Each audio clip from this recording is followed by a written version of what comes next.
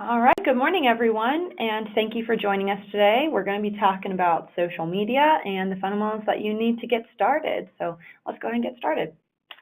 Just a quick housekeeping note, if your phones are currently muted, so if you have a question throughout the presentation, you can just type it into the chat or the question box to the right, and we'll do a short Q&A at the very end where I'll go through all those. If you don't already know, my name is Jeff Larkin, and I'm the Marketing and Communication Specialist at Cornerstone. My information and Marilyn's are right there on the screen, so if you'd like to get in contact with us, we can help you flesh out ideas for refreshing your brand, so feel free to call or email us. Our Build Your Brand webinar series has been a great success, and we've covered a lot of really interesting topics this year, including digital IP marketing with El Toro's Marty Meyer, our website creation and maintenance series with Cincinnati Web Tech, print marketing webinar with Steve Kapuscinski from Allegra, and so much more. So if you missed any of these webinars, you can access the recordings on the Resource Center. This value-added tool on the Cornerstone website gives you full access to an updated repository of individual, employee benefits, licensing, commission, marketing resources, as well as a full library of all of our Cornerstone white papers. And this is readily available 24/7 for you without a password, and it's located on the Cornerstone website at www.crnstone.com/resource center. And don't forget to register for our future webinars on the Cornerstone event calendar. In just a few short weeks, we'll be hosting Hal Becker for part 1 of his 2-part series about sales and communication. So you'll want to go to the event calendar to register for that today because the seats are filling up pretty quick. All right, let's go ahead and get started. So today we're going to be talking about social media marketing. And we're going to start with a brief overview of social media and how you can use it to promote your business. Then we're going to talk a little bit about the demographics that are on social media today and how it's used in the insurance industry. And then we're going to do a quick 101 walkthrough of how to use Facebook and LinkedIn and optimize your post for those platforms. So let's start from the ground up. What exactly is social media? Social media is a series of websites and applications that are designed for content sharing and communication, and I want to put a strong emphasis on the communication aspect. Right now, social media seems to dominate the digital landscape with sites like Facebook, Twitter, LinkedIn, Snapchat, Instagram, you've heard of them all, and more are seemingly rising to popularity overnight. But the goal of all of these sites is very simple, and that's to build connections. So businesses big and small have begun to recognize the potential of these platforms for building relationships with their client base and opening doors for communication. So this gives you the opportunity to drive targeted traffic to your website, which is very important, and establish meaningful connections with your clients and your prospects, which is something that's more difficult to do with traditional print advertising. Although that's not to say that print advertising does not have its place.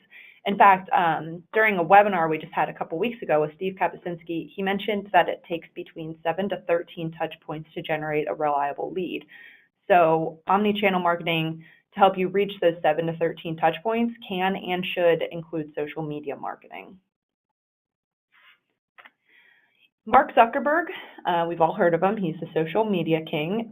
He once said, "Nothing influences people more than a recommendation from a trusted friend." This social media gives you the opportunity to be that trusted friend, or in this case, a trusted insurance advisor in your community, so that when your followers think of insurance, you're the expert that they think of to help them. But it's important to note, and I'm going to note it a couple of times throughout the presentation, that social media is not a sales tool. I can't emphasize that enough. Social media is not the appropriate platform for selling products. It's the platform for selling you and selling your brand. So refrain from posting anything that's sales related. So you'll want to use social media instead to share your expertise, your business identity, and your commitment to your community. A larger demographic of people are on social media than ever before. So according to some recent data about Facebook users in the United States, most users are in a large margin between the ages of 18 and 65. And more research indicates that the number of seniors and all adults who go online increased from 14% in 2000 to 59% in 2013. And this number has just been growing since then. So even the older generations have a foot in the door when it comes to digital content marketing, so you don't want to write it off. And the insurance world has responded to the rise of social media, with agencies and carriers finding success through various social channels, which include Facebook, Twitter, YouTube, and even a couple have been on Instagram, which I was pretty surprised to find out. For example, United Healthcare has amassed nearly 160,000 Facebook followers, more than 44,000 Twitter followers, 1,500 Instagram followers, and a pretty strong YouTube subscription base at 14,000. But this analysis does not stop at the carrier level, because even small agencies like this Sarasota, Florida-based American Insurance Agencies Direct have reached a Facebook audience of more than 400 and a LinkedIn following of 97, which is pretty good for a small agency. So let's talk about some specific social media channels, starting with Facebook. Facebook was originally created for college students to connect, but it has since evolved to include a much broader demographic.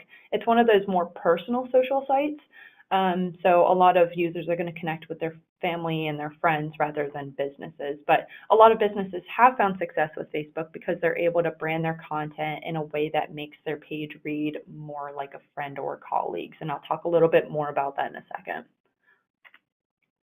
Facebook is the site to build a community of followers that like, share, and comment on your posts. Again, like I said, this is not a sales tool, so refrain from posting anything sales related, but this is a great medium through which you can share posts that represent your brand and communicate more personally with your followers, whether it's your prospects or your current client base too. I know that my mom actually engages with a lot of her PNC brokers' posts, and there's a good connection built there as well. But how does having a Facebook profile lead to prospects? That might be one of your bigger questions. Well, if you're able to post something on your profile, something like maybe 10 ways to get healthy this summer with a link to a reputable source that you can trust, your followers may like or share that post. And once they've interacted with that post, their friends will see your post, which will lead them to your profile, which could very well make them a lead. Something to keep in mind, however, is that the process of getting your profile together from beginning to post and reaching out to more followers and maintaining your Facebook is going to take some time. So from start to finish, start beginning your social media coordination. And while the actual posting and interacting doesn't take much of your workday, I think I spend about maybe 20 to 30 minutes scheduling out all my posts on Monday. Like any marketing campaign, it will take a bit of time to get off the ground. So you're thinking like 6 months. But the process, even though it's long, it's definitely worth it to build that community, maybe get some prospects out of it, and have that presence, because that presence is becoming more and more important. So even if you're not prospecting at the moment, having a well-constructed Facebook page is a great way to show your current client base that you're accessible, you're knowledgeable, and you're active in your community. So it's a win-win for you. So what should you actually post on Facebook?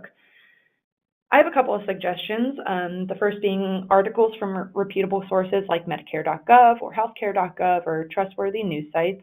You can post an article with short commentary that can help your followers understand the article and what it actually means for them.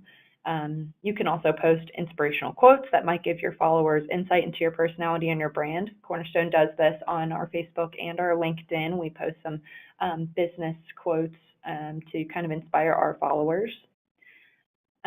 You can post, this one is probably one of the more successful posts that you'll put out there are photos from community events or even just personal photos that will make you seem approachable to clients and prospects. Those are really good for driving engagement. A picture from your family outing, for example, is a great way to show that you are, involved with your family, or if you go to a community event, social media is a great platform to share that experience. We'll talk a little bit more later about the questions that you can ask yourself before you actually post on your Facebook, but those are just some good topics that you can lean towards when you're first starting to post. Building a community on Facebook requires a little bit more than posting, however. You'll want to make sure that you're engaging with followers who interact with your posts. So if they comment, be sure to send a reply. You should aim at posting 2 to 3 times a week to start. 2 is probably plenty just to get started. You don't want to post too much because it might overwhelm your followers, but posting too little won't leave a lasting impression. There are ways to ensure that your posting schedule won't get in the way of your day-to-day work schedule, which I know is a lot of your concern, is that it's going to take a little bit too much time to actually do the upkeep on social media. I personally use an application called Hootsuite to schedule out my posts on Monday morning. That way, the rest of the week, I can check out my profile every once in a while to look through the analytics and respond to any engagement I've received.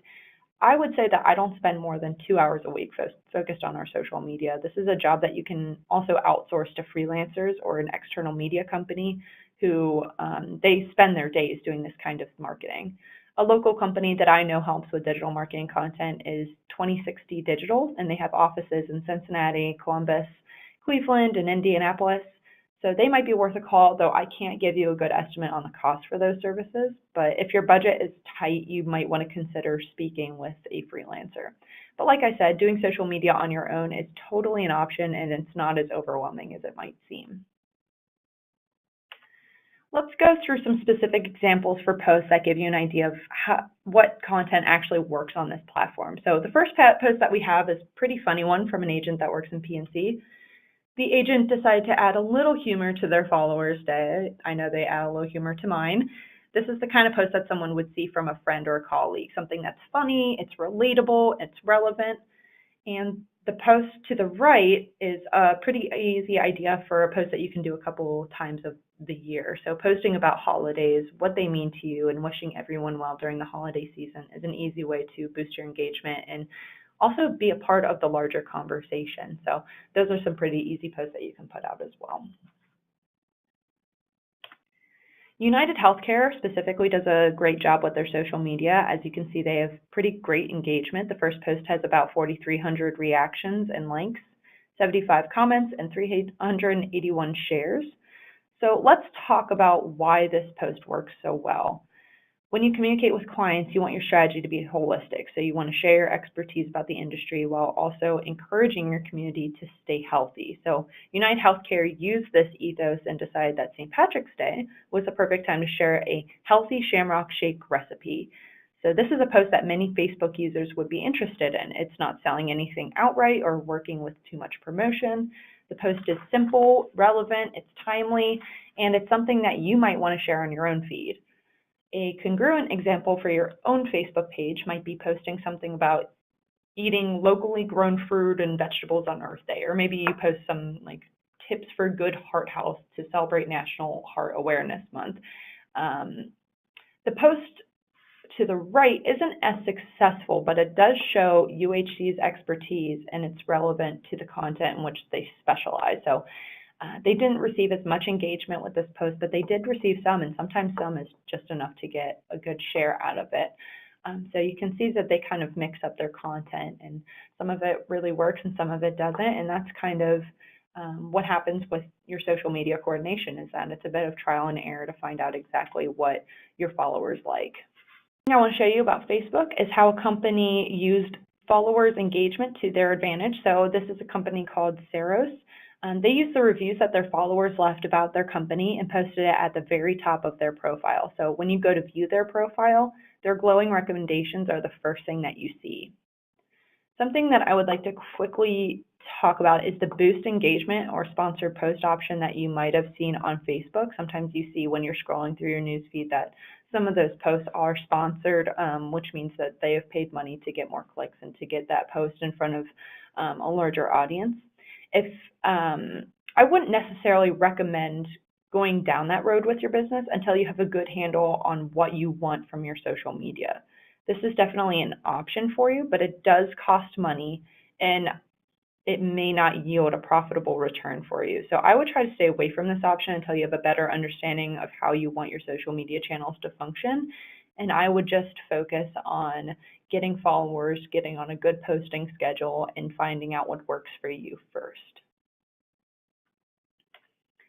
All right, now let's talk about LinkedIn, which is the perfect platform for connecting with other professionals.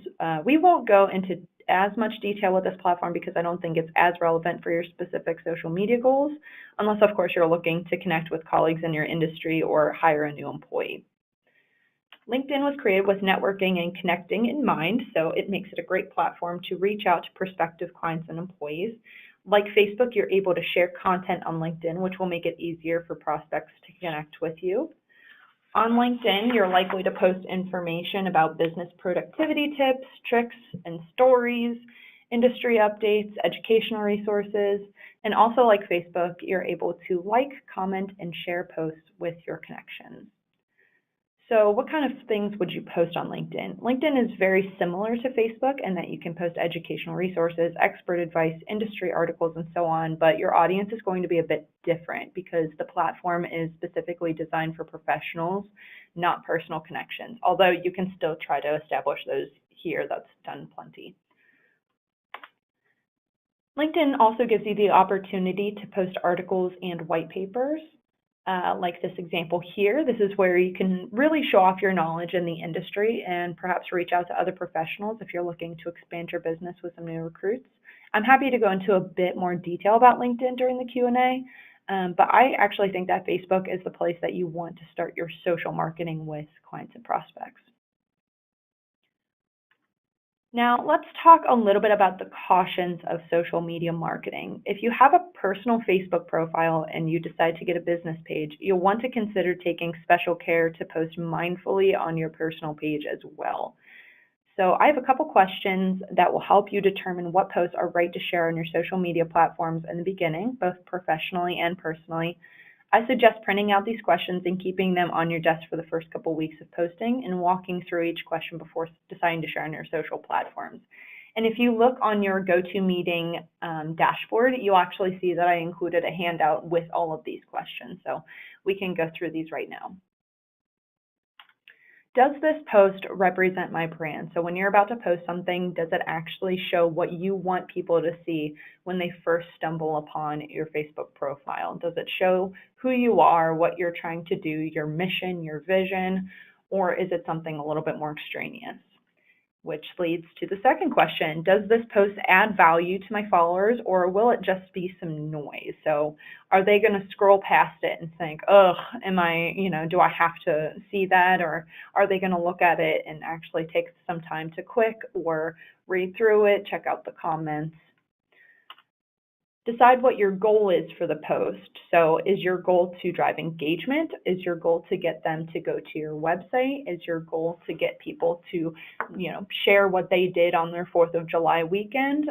What exactly is your goal for that post? Which leads to, will the post actually spark a conversation or will it encourage engagement?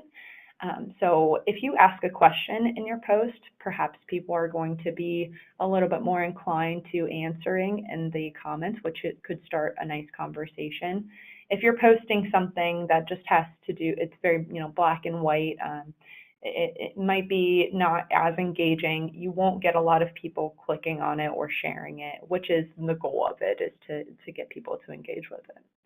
And last but not least, would I share this post with a friend? So if you stumbled across this post on your own newsfeed, would you be likely to interact with that post or share it with somebody that you're connected with? Or would you likely scroll past it and kind of ignore it? So like I said, I would print out all these questions. The handout is on the dashboard. And I would just keep it at your desk, and anytime that you're ready to post something on social media, take a look through those, and if it doesn't meet each of these questions, then I would rethink your strategy and just try to find out exactly what you can say to be a little bit more engaging with your posts. Remember, your social media profiles are a direct reflection of your business identity, so you want to be sure that you're putting your best face forward. It's a powerful tool for establishing connections with your clients and your prospects. And while it can seem very overwhelming, the process is more simple than you might think. So I would suggest starting with 1 or 2 platforms, mainly Facebook and LinkedIn. Maybe you want to try out Twitter or YouTube, and begin sharing posts every couple of days. Stay ahead of the game and find out what social media strategies are going to work best for you and your business. And like I mentioned, it's a lot of trial and error. You're going to have to try out a couple of different things to see what your followers actually want to interact with. All right, we have some time for a couple of questions. So if you have any, please type those into the question boxes on the right. And while we wait on those, I will talk a little bit about the difference between your personal pages and your business pages on LinkedIn and Facebook. So when you get started with social media, you'll want to take into account that if you have an existing personal Facebook profile with any sensitive photos or posts that might compromise your professionalism on social media, you'll want to lock that down and make it private so that your clients can't stumble on it. And that's not to say that sharing those kinds of posts and pictures are bad, but we do need to be aware of it so that you can fully separate your personal and professional personas. You don't want a client or prospective client to stumble upon a scandalous personal profile while they look for your professional profile. So to get around that issue, I suggest that those who already have an existing personal profile should consider creating a separate business page and turn their personal profile on private. And that's sort of the process that Facebook wants you to do anyway. It's a violation of Facebook's policy to create a new personal profile for business use. So creating a business profile is the way to go. Your Facebook requires that every business page be linked to a personal Facebook profile, but all of the information on your personal profile, your posts, comments, photos, updates, etc., are completely separate. Those two are completely separate entities. You can't lead one to the other unless you're specifically posting on each profile. The information on your personal profile will not appear on your business page and vice versa. And the general public will not be able to see what your personal profile and your business page is linked to. So don't worry about that, but just in case, I would be sure to lock down your private profile and make sure that the posts on there are clean and professional. If you're interested in learning more about setting up a Facebook page for your business, I'll be hosting a Facebook 101 webinar in the next couple months where I talk about getting your page set up and what you should be looking out for that. And as far as LinkedIn is concerned, everyone's profile is, by the nature of LinkedIn, already business facing, so that's easier to maneuver. I'm happy to answer more questions about this, but the bottom line is that for Facebook, you'll want a separate business and personal profile. All right, let's get to question. We have a question here. Okay, what tool do you use to help organize your social media? I use Hootsuite, H-O-O-T-S-U-I-T-E. I'll go ahead and type that in here as well. And this is a free service that I use. You can just go to hootsuite.com and set up your page and link your Facebook pages to that to Hootsuite, and then you can schedule out your posts. And if that's something that you're interested in seeing more for, just let me know, and maybe I can do a quick walkthrough of that during my Facebook 101 webinar. So just let me know if that's something that you'd like me to do a quick walkthrough of. All right, got the same question there. Do I need a separate Facebook for my business, or can I use my personal page? Like I said, for the Facebook, because of the policy for Facebook, you do need to create a business page rather than a personal profile for your business. It's a violation of their policy to do any kind of sales-related thing on Facebook, or to, kind of have your business on a personal page. And I think that's more for the comfort of the people that use Facebook as a social media tool in their everyday life, rather than for the businesses, because not everybody wants to scroll past and see business things. So I think that's their way of keeping it separate. Will my business Facebook page require a separate login from my personal page? No. So the way that this works is that you create, if you don't already have one, you create your personal profile on Facebook. And then once you have a personal profile, you are able to create a business page. So I haven't been too clear on that, but your business page is just a page on Facebook, and your profile is your profile. So you'll want to start off with a personal profile, and then you're able to go in and create a business page. And the system that they have is very intuitive, so it's pretty easy to set up. It's pretty easy to get you set up with that. but yes, you do need to have the personal profile with just the one login, and then the business page you just make yourself an administrator on, and you don't need to log in any way for that. You can just do all the administration work directly from your personal profile. And I want to reiterate that they are not going to be connected in any way. The only way that it's connected is that you are able to navigate your business page through your personal profile, but the two are completely separate. All right, are using hashtags in Facebook and LinkedIn posts useful for increasing engagement? If so, is there a tool you use to effectively choose which hashtags to utilize? That's a good question. Hashtags can be useful for increasing engagement depending on the ones that you use. So I think that the best way that you can use a hashtag is by do one specifically for your business. So if I were to put in the hashtag insurance, for example, into a post, then if somebody were to search out hashtag insurance on Facebook, my post would be one of many posts because there are a lot of people that talk about insurance on that social site.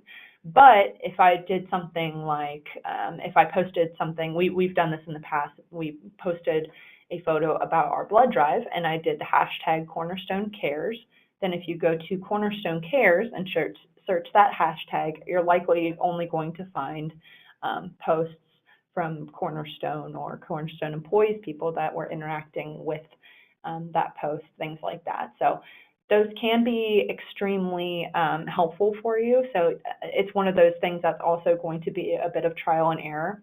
One thing that I will mention is not to use too many hashtags. It can be pretty overwhelming. For instance, sometimes influencers on Facebook can have like a block of tags that they use. And personally, I get pretty annoyed looking at all of them. So if you have a good couple of hashtags that you use that you want people to be able to find your post through, I think that would be a helpful tool for you to use. I don't really have an idea of what kind of tool you can choose to find out which hashtags you can actually use, but like I said, a lot of this is trial and error. So something like a hashtag Cornerstone Cares or Cornerstone News, or if your agency is Jones Agency, you can create a hashtag Jones Agency Informs or something. Then you can kind of build up a library that way. All right, the free service that I used to help schedule posts was Hootsuite. I typed it into the answer box, so hopefully you can see that. And if I can do a little bit more research to see if there's any others that you can use as well, but Hootsuite is free, and you don't have to do much with it, so it's the one that I prefer.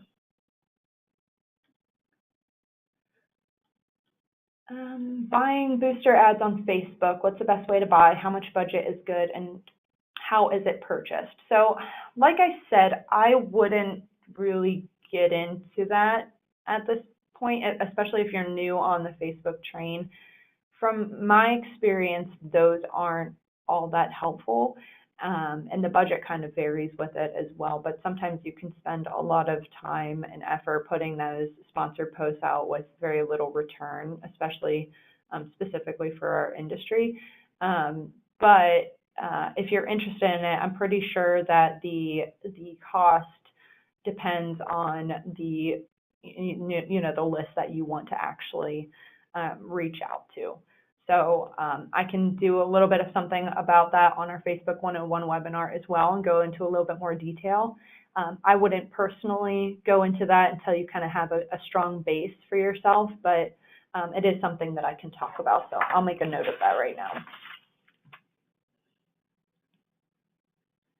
Okay, what are the best ways to buy or create leads on social marketing or, for example, Google? So like I said, creating leads on social media kind of happens through sharing and posting and liking and commenting and driving engagement with your posts. like I said, if you post something and then somebody likes that post, then all of that person's likes are going to be seen by their friends. So that person can like that post, and then their friends will see it, and those friends might not know who Jones Agency is, and they might check it out and go to your website. And that's something I should mention too, is that with all of these social media posts, you'll want to have some sort of website that you can drive that traffic over to. You don't want to give them, links and give them photos without anywhere to go check out your company and exactly what it is that you do. So if you have a blog on your website, that's a great way to help drive engagement as well. You can post on your blog and then post those blog posts on your social media, which will drive people to your website, which could be lead generating if you have like a contact us page on your website. Google AdWords is a whole nother beast entirely. If that's something that you're interested in, we can do a separate webinar on that. We actually did something last year with Corey Paff and Chris Fischescher from Cincinnati Web Tech, where Chris kind of talked a little bit about Google Analytics. So I will go ahead and send that over to you as well so that you can kind of get an idea of how all that stuff works. Okay. All right, see if we have any more. All right, if you have any additional questions, feel free to type them into the question box or the chat box. We'll give just a couple more seconds here. And like I said, doing all this kind of stuff, getting it off of the ground is, it could take a while, just like any good marketing campaign, to kind of get people engaged with it, but it is something that's very much worth it to have a presence for. Personally, I find it kind of comforting if somebody is willing to have this open channel of communication like a Facebook or a LinkedIn or a Twitter. For some reason, it makes them feel more accessible.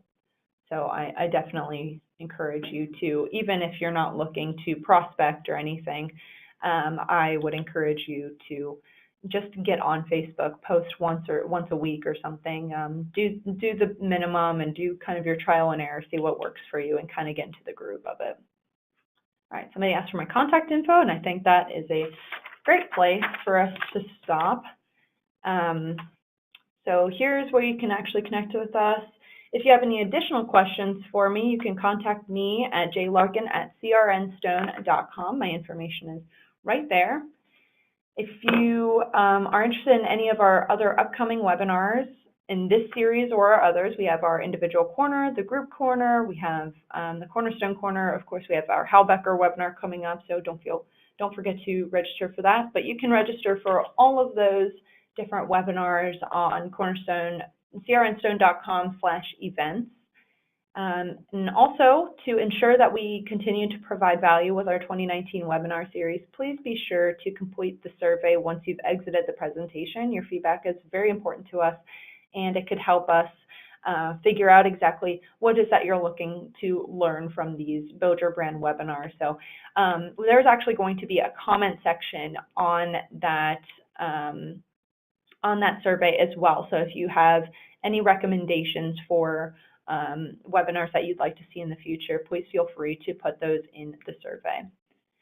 All right, thank you all for joining us today. You will receive a copy of this presentation the next day or two, and of course it will be available on the Cornerstone Resource Center at www.crnstone.com. Have a great day.